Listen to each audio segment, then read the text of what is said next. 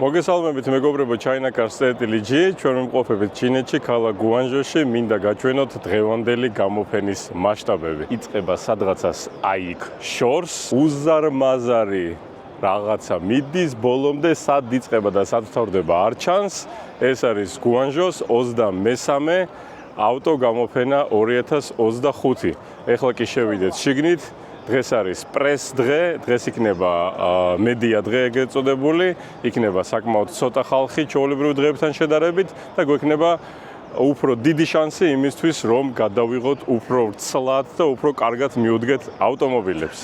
ეხლა კი შევიდეთ და დავიწყოთ ვნახოთ აბა რა ხდება შიგნით. წავედით. გინდა იყიდო ავტომობილი ჩინეთიდან, მაგრამ არ იცი საიდან დაიწყო? არ ინერვიულო, ჩვენი სერვისი China Cars-ში ყველაფერს გაგიმარტივებს. უბრალოდ აირჩიე სასურველი ავტომობილი და დანარჩენს ჩვენ მივხედავთ. შედი საიტზე, შეავსე განაცხადი და მორჩა. ჩვენ თანამშრომლობთ ყველა ეტაპზე. დაგეხმარებით შერჩევაში, დოკუმენტაციაში, ტრანსპორტირებაში და მანქანას პირდაპირ შენს კართან მოგიყვანთ. ჩვენთან ყოველთვის გამჭვირვალე ფასებია. არანაირი დამალული საკომისიო და სრული გარანტია პროცესის ანდოობაზე. China Cars-ში შენი მარტივი და უსაფრთხო გზა ჩინური ავტომობილისკენ საქართველოში.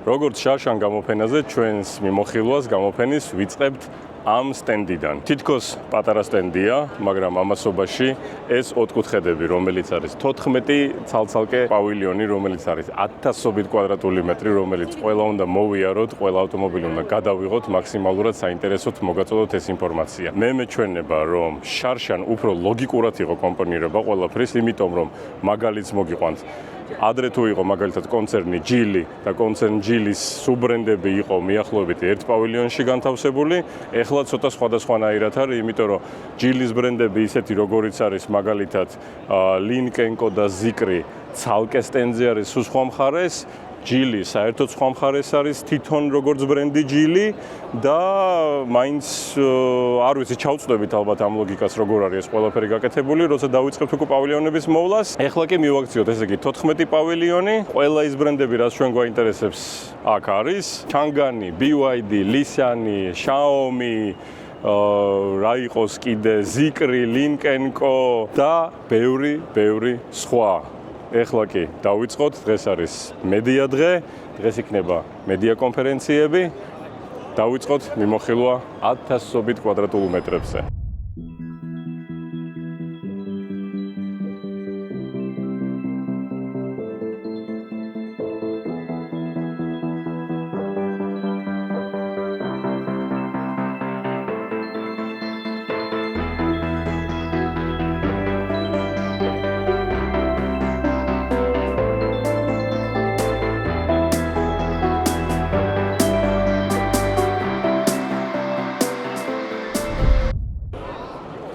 ჩამოვედით პავილიონში, რომელსაც ქვია BYD, ერთ-ერთი ყველაზე მოთხოვნადი ბრენდი საქართველოში. სულ ყოველთვის კომენტარებში მოდის ხოლმე და პირად შეტყობინებებში. რისი გადაღება გინდათ? BYD. გახსოვთ რა არის? იცით რა არის დენზა?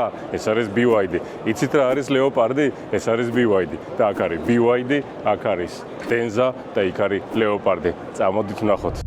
BYD სტენდზე პირველს რასაც ხედავთ, ეს არის დემონსტრაცია და ნახეთ რის თბილისში ალბათ გინახიათ არის გასატენი სადგურები, ჯოხები, ხო? და ვხედავთ უკვე BYD-ის ფირმის სატენ სადგურს. ლოგიკურია, ხო, ვიმსჯელოთ, ესე იგი, ერთი სატენი პისტოლეტი ერთი მხრიდან აქვს, მეორე სატენი პისტოლეტი მეორე მხრიდან აქვს. რაც ნიშნავს, ერთი მხრიდან ერთი მანქანა იტენება, მეორე მხრიდან მეორე მანქანა, მაგრამ არა, BYD-მ გააკეთა უკეთესი რამე. გინდათ მანქანა 5 წუთში დატენოთ 400 კილომეტრზე? ეს არის ავტომობილის, ასე ვთქვათ, ბაზა, ეგრეთ წოდებული, აკუმულატორი და ასე შემდეგ, ელექტრომოტორები და ნახეთ, ორივე მხრიდან შესაერთებელი აქვს და იტენება ორჯერ უფრო სწრაფად. სხვათა შორის, მშრალი ციფრები. ეს სადგურები არის 250 კილოვატიანი, 180 კილოვატიანი, 1000 ვოლტიანი, 750 ვოლტიანი და რა თქმა უნდა 250 ამპერიანები. მაგრამ მთავარია ის, რომ შეიძლება ერთი მანქანა დატენოთ ორივე მხრიდან. BYD წარმოგვიდგენს 2026 წლის განახლებულ ვერსიებს, მოდელებს. ეს არის მაგალითად BYD King L, DMI ვერსია, რაც ნიშნავს, რომ ეს არის ტენვადი ჰიბრიდი, თანმიმდევრული ჰიბრიდი, რომელიც იტენება და ბენზინის მოტორია კიდევ 1 და 5-იანი.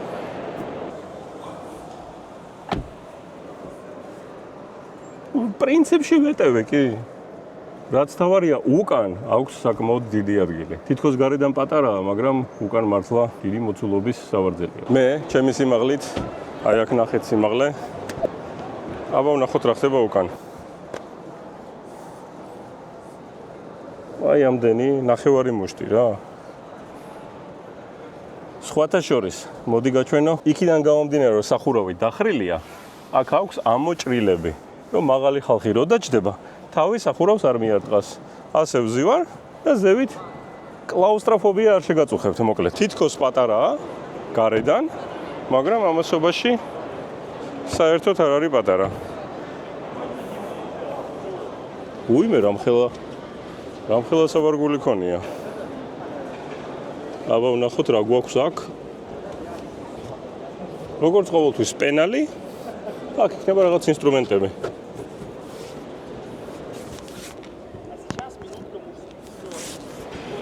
მთლიანად ჩავეტევი რამე რო იყოს. BYD Kin-L. აქამდე გაჩვენეთ Kin-L DMI ვერსიით, ტენვადი ჰიბრიდით, თანამიმდევრული. ეს კი არის სრულიად ელექტროვერსია EV, რომელსაც შეუძლია გაიაროს როგორც 470 კილომეტრი, უფრო დიდ კომპლექტაციაში 545 კილომეტრი. პრაქტიკულად იგივე ავტომობილი, უბრალოდ ძრავი არ აქვს და დიდი ელემენტი აქვს. აბა სადმე გიყვანოთ? იცით რატო? ეს ავტომობილები მალე ტაქსში იმუშავებს. აი უკან ზის ერთი ჩვენი, ასე ვთქვათ, ინელი მეგობარი და თავს ტაქსის დადგმობ. სხვათა შორის BYD წყალი. გავაგრძელოთ ჩვენი მოყოლა ახალი BYD-ის მოდელებზე. ეს ავტომობილი არის BYD Song-L, DMI ვერსია, ტენვადი ჰიბრიდი. ხო ყველაერიდება ხოლმე ელექტრომობილი უნდა ვიყიდო, სად დავტენო, ასე შემდეგ და საქართველოში მაინც ცდილობენ ჯერჯერობით კიდევ იყიდონ ტენვადი ჰიბრიდები. ეს ავტომობილი 60 ლიტრიანი ბაკით არის, რა თქმა უნდა, 1.5-იანი ძრავით არის და აქვს ელემენტები, რომელიც გაივლის 130, 200 და 200 კილომეტრს. პანორამა, ლუკი იღება, სასიამოვნო სალონი, კამერები, შიგნით, გარეთ, ლიდარი, ჩოლო და გულო. ეხლა გაგიკვირდებათ. ეს არის პატარა კროსოვერი? კარგად ვიჯექი წინ. შეხედეთ რა ხდება. 1, 2, 2 მუშტი მაქვს წინა სავარძელზე. ეს არის პატარა კროსოვერი, არ არის ეს პატარა კროსოვერი, მეგობრებო. აბა მაგრები ხარ და რა 4 შეიძინეთ ამ ფასში და ესეთი ზომებით. აი ხო შანსი არ არის. ნახოთ რა ხდება სავარგულში. ეს ალბათ არავის არ გაუკვირდება თვითონ რო იღება. BYD-ის საფირმო სიტუაცია. ეს საფირმო სიტუაცია რაზეა საუბარი? 2 სართულიანი საბარგული. გვერდებზე გვაქვს პანელები ჩასადებად. როგორც Song Plus-ში იყო. ჩავწიეთ, ჩავიდა ყველაფერი, არაფერი აღარ გადმოვარდება. არ გვინდა? ავწიეთ და ცოტა მაღალია, უფრო მარტივად დაიდება, რა თქმა უნდა, ყველაფერი შიგნით, მაგრამ ეს ოფციაც გვაქვს. გავაკეთოთ მოდიფიცირება საბარგულის და დავხუროთ, რა თქმა უნდა. საკმაოდ დიდი ავტომობილია, მიუხედავად იმისა, რომ ესეც პატარა ჩანს. ამ ფასში, რა ვიცი, აბა რა შეიძლება ამ ფასში კიდე ესეთი შეიძინოთ. ვინ გაგვაკეთებინებდა, მაგრამ BYD Song-L-ის ჭრიჭინ ტესტი.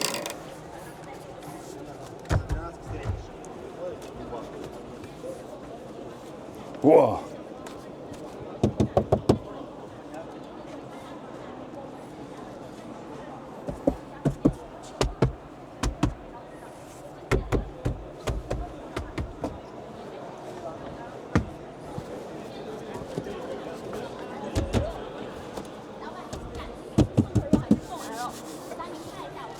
Ну, რა თქმა უნდა, ახალია. არ ჭრიჭინებს, მაგრამ ნახეთ, ჭრიჭინ ტესტი გაიარა, მაგრამ ნახეთ რა ლამაზია, 3D თითქოს შიგნით შედის ეს ყველაფერი. ძალიან ლამაზია და მე მგონი ფერებსაც იცვლის. ჭრიჭინ ტესტი გაიარა. განვაგრძოთ. BYD-მ გამოუშვა, როგორც ყოველთვის უშვებდა, ეხლა კიდევ უფრო მეტია. ბევრი ასარჩევად ავტომობილები. ეს არის ეგრეთ წოდებული უმცროსი ძმა ავტომობილის, რომელსაც ქვია Song-L. ეს კი არის Song Pro. ანუ ესეც არის კროსოვერი.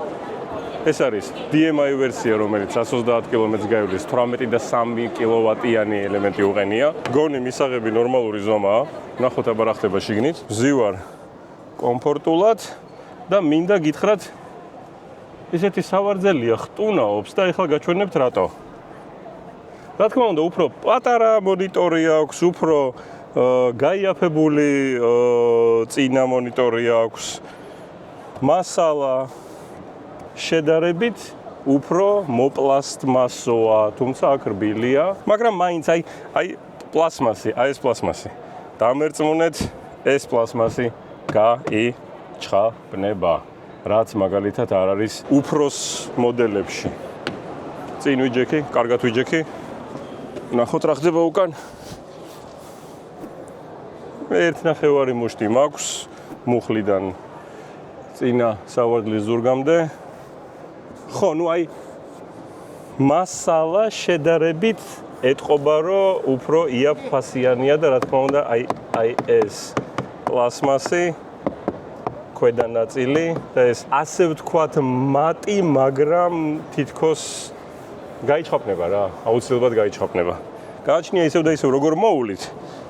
ნასვამბობდი, რო ხტუნაობს.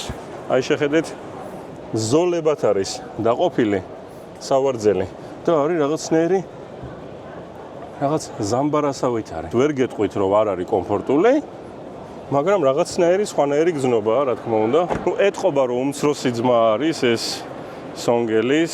აი ლოგიკაში ვერ ხვდები ადამიანი, საიდან უნდა გაიღოს საბარგული. კამერა. აჰა.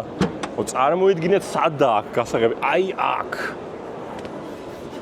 ქვევით უნდა შეყოთ ეს, რომ აი აქ დააჭიროთ. იგივე ყველაფერი ნორმალური ზომაა რა. კი, უფრო პატარაა ვიდრე სონგელი. ზომა შვენია, მაგრამ გაითვალისწინეთ, აი მაგალითად მიდიხართ ყველაფერიას დასრულია, ხო? როგორ ფიქრობთ, სად იქნება ყველაზე ჭუჭყიანი ადგილი ამ ავტომობილში? აი ეს, სადაც ხელი უნდა შეყოთ, იპოვოთ, ღილაკით ან ჩაღრმავებულშია და სულ იქნებით დათხრილი ზამთარში. რატო ვერ მოიფიქრეს და რატო ვერ დააყენეს ღილაკი აქ როგორც სხვა ავტომობილებს, არ ვიცი, მაგრამ არც თუ ისე მოსახერხებელია, რაც უნდა გავში იქნება რა.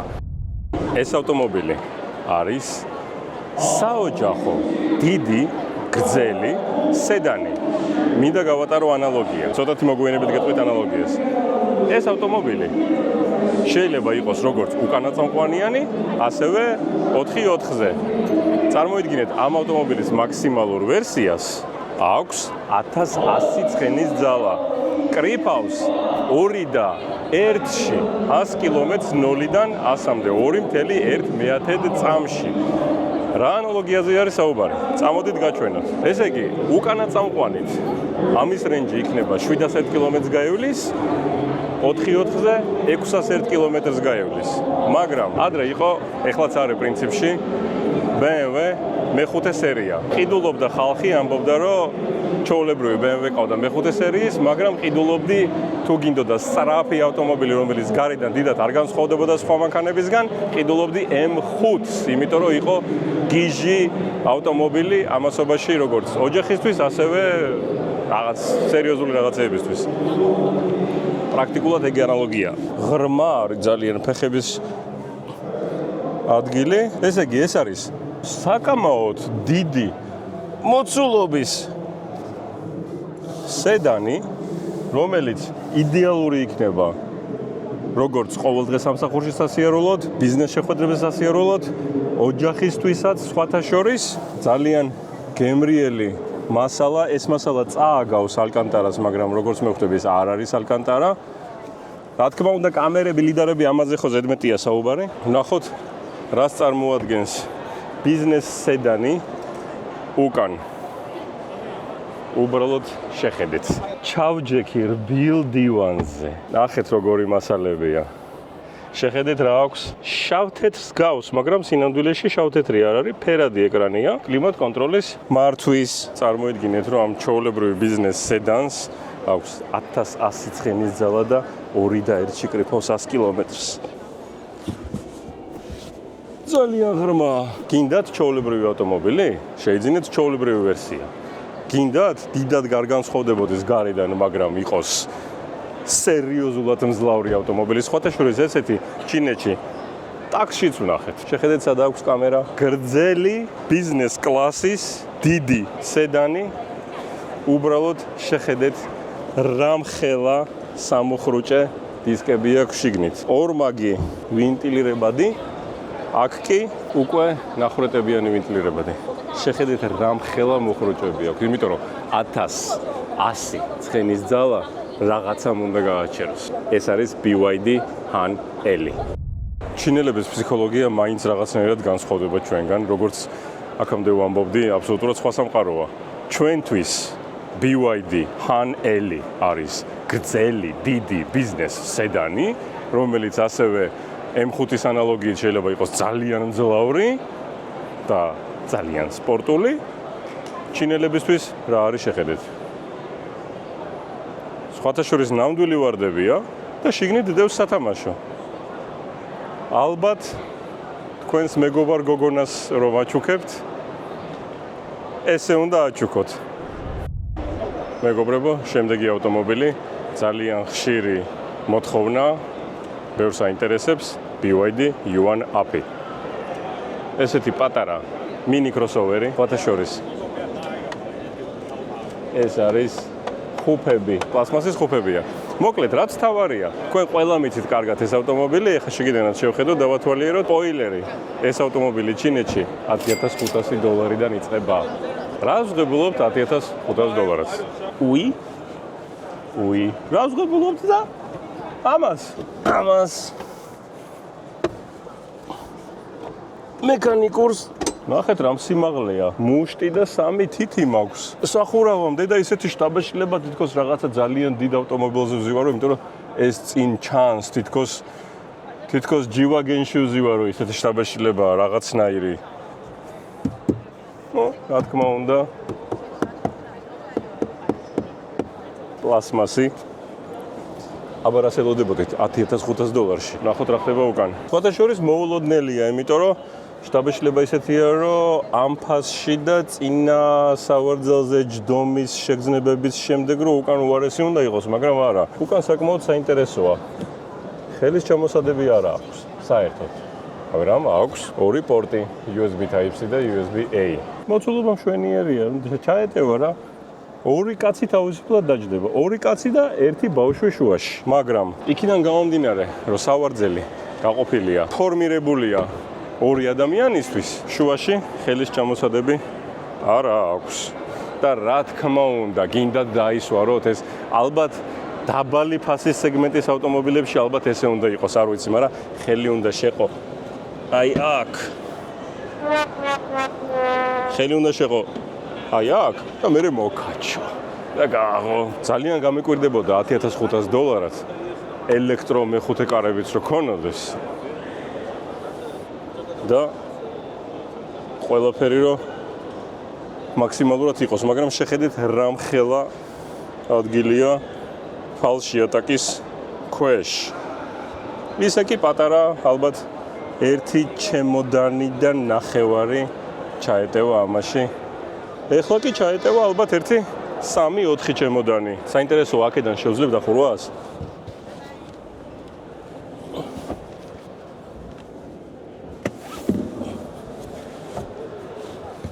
იმ დონეზე პაწაწუნაა. აქედანაც შევძელი დახურვა. და რა თქმა უნდა $10,500. კამერა, მე რომ მკითხოთ, ღირს. წავედით, გავაგზავნით. მეგობრებო, შემდეგი ავტომობილი ეს არის BYD Seal 06. კონკრეტულად ეს ავტომობილი არის DMI ვერსიაში, რაც როგორც ვიცით არის ტენვადი ჰიბრიდი, თანმიმდევრული ჰიბრიდი. მოკლედ, ამ ავტომობილს შეუძლია გაიაროს 128 კილომეტრი, აქვს 15 პლუსით კილოვატ-საათიანი ელემენტი და არის საკმაოდ ალბათ დაბალი ფასის სეგმენტის პატარა სედანი. მოდით ვნახოთ რა ხდება ამ ავტომობილში. გემრიელი საჭი აქვს, მოდი გაჩვენოთ. ნახეთ რა გემრიელი საჭია, ესეთი საჭი რაღაცნაირად კარგი ხელის მოსაკიდებელია და მე მგონი ლამაზიც არის, რა ვიცი. სიმაღლე ჭერამდე ალბათ 5-6 სანტიმეტრი, კამერები რა თქმა უნდა ყველაფერს ხედავს, ყველაფერს აჩვენებს. მასალა ამ ფასის სეგმენტისთვის საკმაოდ მისაღებია, არაფერი არ ჭრიჭინებს, მაგრამ ისევ და ისევ რისი თქმაც მინდოდა. აი ეს ნაწილები აქ სალონში რაღაცნაირი ისეთი პლასმასისგანაა დამზადებული, რომ სულ ისეთი შეგრძნებაა, რომ აუცილებლად დროთა დრო გაიჩხაპნება. რა თქმა უნდა, ყველაფერი იჩხაპნება, მაგრამ აქ მაინც აი ეს ნაწილი თითქოს დიდი ხანი ვერ გაძლებსო ესეთ ვიძზე. ადგილი დიდია, აი ეს ცოტათი რა თქმა უნდა არ მომწონს, მაგრამ რა ვიცი, ეს ხო, ცოტა ისეთია რა, ცოტა დაბალი სახურავი აქვს. რა თქმა უნდა, ჩამოსადები ამასაც არ აქვს და ნახეთ რა გაჩვენოთ. მე 291 სანტიმეტრი. ჩემს უკან შვენივრად ზივარ, მაგრამ ნახეთ მე აი ესე ვერ დავждები, შანსი არ არის. ვერ ვეტევი ფიზიკურად, ამიტომ მოხრელი უნდა ვიჭდე რა. მაგრამ ისე და ისე გავითვალისწინოთ, რომ ეს არის პატარა ზომის სედანი, არ შეეძლოთ უფრო ძვირ ავტომობილებზე ესე გაეკეთებინათ.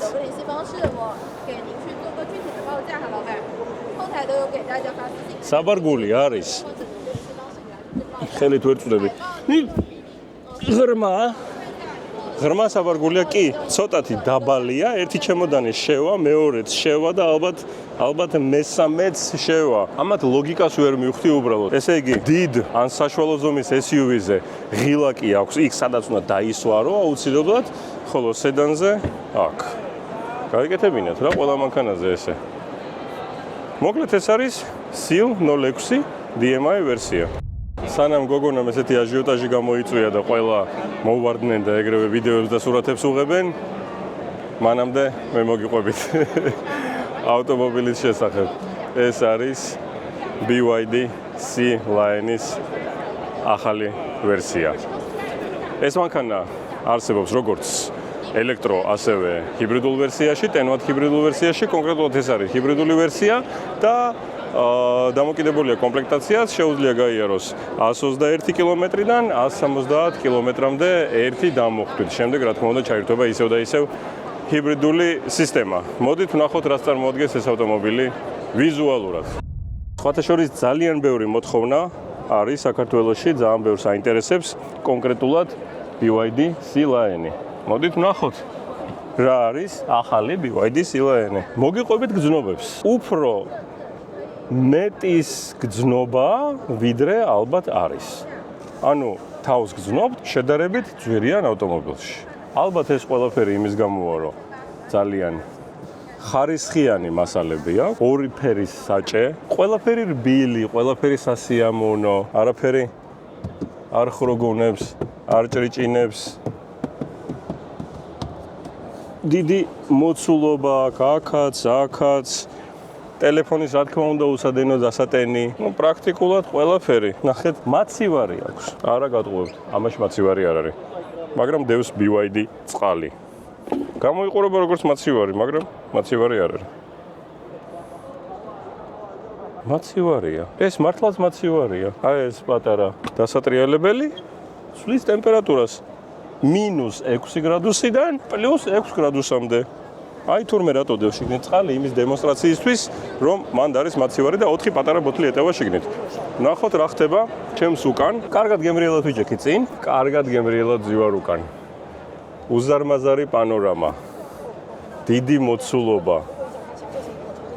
DIN აუდიო სისტემა. ყავის გემრიელი სავარძლები, ჩამოსაკიდებელი, როგორც იქნა ხელის ჩამოსადები ორი ჭიქის ჩასადებით. USB Type-C, USB Type-A, აქედან არ არის, რა თქმა უნდა, კლიმატ კონტროლის მართვის საშუალება, მაგრამ გვაქვს ორი დეფლექტორი, შეგვიძლია აერი სხვადასხვა მხარეს გავუშვათ. ხო თქვი, ეთყობა BYD-ის შედარებით მაღალფასიან ავტომობილებს, აი აქ უნდა შეტენოთ ხელი რომ გააღვოთ.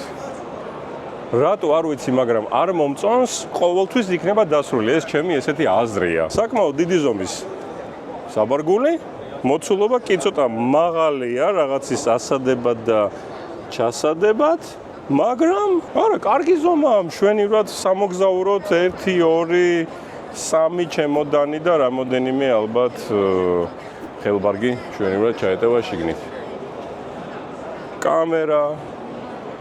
კამერა, შვენიერი ლამაზი სილაენია, საკმაოდ დიდი ზომაა და საკმაოდ ისეთი შეგრძნება აქვს ძვირიანი ავტომობილის. მე მომწონს. წავედით. შემდეგი ავტომობილები, მეგობრებო, ეს არის სრული ელექტრომობილი, არა ჰიბრიდული, ეს არის BYD Sea Lion 05, 06-თან შედარებით ცოტათი უფრო პატარაა. ყველაზე საინტერესო ის არის, რომ ამ ავტომობილს შეუძლია გაიაროს კომპლექტაციიდან გამომდინარე 430 კილომეტრი ან 520 კილომეტრი. ასევე ელემენტები განსხვავდება 50.05-იანი ან 69-იანი ელემენტი აქვს. კილოვატი-საათში, რა თქმა უნდა. ესე იგი, ეს ის ფერია, ყველას რომ მოსწონდა ID4-ებს რო ქონდა Volkswagen-ებს, ის პოპულარული ფერი. ვნახოთ, რაც წარმოადგენს Sea Lion 05. რა თქმა უნდა, Sea Lion 05 ჩემი გადმოსახედიდან საკმაოდ სერიოზულად განსხვავდება Sea Lion 06-ისგან. ზომებს გულისხმობ, მასალასაც ალბათ მე ესე მგონია ყოველ შემთხვევაში, ესეთი შეგრძნებაა, რომ ამას უფრო დაბალი ხარისხის მასალა აქვს, მაგრამ ისევ და ისევ ეს არნიშნავს იმას, რომ ცუდია. რა თქმა უნდა, მაცივარი, როგორც 06, ნახეთ რა აქვს. მოდით აგაჩვენოთ. თუ იცით ეს რა არის. აქ იდება ხელსახოცები ქაღალდის, ესე დახუროთ და აქედან ამოიღებთ ხელსახოცებს. აქ მაცივარი, აქ ხელსახოცები, მოკლედ ყველაფერი გაქვთ. პანორამა, მზივარ მშვენივრად, ვნახოთ რა ხდება ჩემს უკან. გავითვალისწინეთ, რომ ეს უფრო პატარაა. აქაც რა თქმა უნდა, აქვს ხელის ჩამოსადები. ზომით მშვენიერი გაბარიტები აქვს, ისევ და ისევ დიდი პანორამა, კარგი ხარისხი. ნახეთ როგორი ჩასადები აქვს, 2 პატარა ტელეფონებისთვის და 1 დიდი საბუთისთვის. რა თქმა უნდა, უკან არანაირი კლიმატ კონტროლი არ რეგულირდება, მხოლოდ დეფლექტორები და USB Type-C და USB Type-A უფრო დაბალია, ისევ და ისევ. ის რაც არ მომწონს, ქვევით უნდა შეყო ხელი. ისეთ ადგილას, რომელიც ყველაზე ხშირად ისრება. საბარგული, რა თქმა უნდა, ბევრად უფრო პატარა აქვს ვიდრე 06.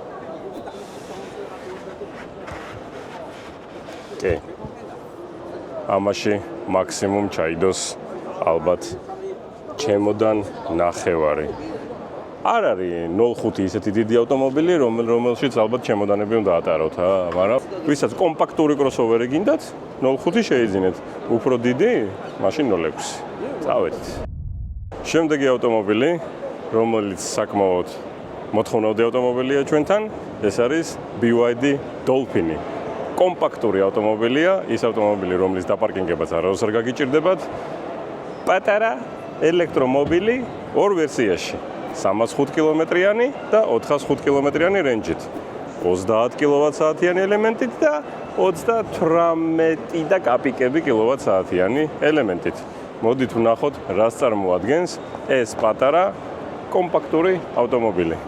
სხვათა შორის მე მგონი სპეციალურად დააყენეს დიდი ზომის ჩინელი მამაკაცი ამ ავტომობილთან და ამ კაცთან შედარებით ეს ავტომობილი კიდევ უფრო პატარა ჩანს. ვნახოთ რა ხდება ამ ავტომობილში. უი.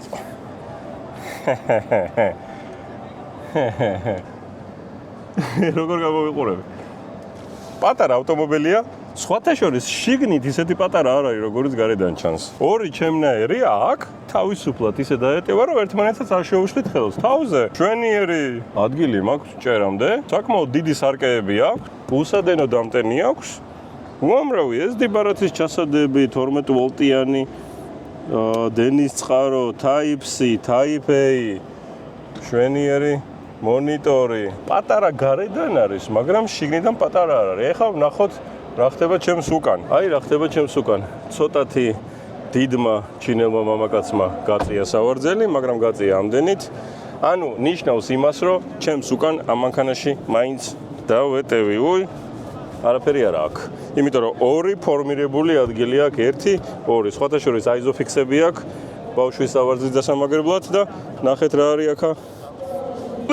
აქ არის რაღაცების ჩასადები. წამოდით ვნახოთ რა ხდება საბარგულში. ისევ და ისევ ქვევით. ესე აი რა არის საბარგულში. ჩემი ხელი. აი ამ ხელა რა. ერთი დიდი ჩემოდანი ჩაიდება. ეს სავარძელი გაიწევა, პატარა სატვირთოდ იქცა, მაგრამ თუ დაშლილი არ არის და 2 არ ხარ და 3 ხარ და 4 ხართ, მაშინ არ გაქვთ არა. როგორ არ გაქვთ ხარ რაღაცა ჩემოდისთვის ვარ გამარა ისე. ესე. დოლფინი, ეს არის BYD დოლფინი. აი მე, აი ავტომობილი. წავედით. აი მოვახლოთ და დასასრულს ჩვენი პირველი დღე გუანჟოს ავტოგამოფენაზე. საათი გვიჩვენებს რომ გავიარეთ 7 კილომეტრზე ცოტათი უფრო მეტი, დაგვჭირდა ამისთვის 6 საათის დახარჯვა, მაგრამ მოვასწარეთ მხოლოდ BYD სტენდის გადაღება. რა თქმა უნდა, გადავიღეთ ვრცლად, მოვაყოლეთ 1-2 მანქანა კადრში, არა BYD, მაგრამ დღე დამთავრდა, ვერ მოვასწარით იმის გადაღება, რითიც გვინდოდა დაწყება, მაგრამ ხვალ დავიწყებთ აი ამ ავტომობილით. უკვე ძინავს, უკვე გადაფარებულია, ეს არის Zikr 9X. ხვალ გაჩვენებთ თუ რას წარმოადგენს ეს ავტომობილი. თქვენ კი დაგვისვით ლაიქები, გამოიწერეთ ჩვენი გვერდი და შევხვდებით ხვალ ისევ გუანჟოს ავტო გამოფენაზე 2025.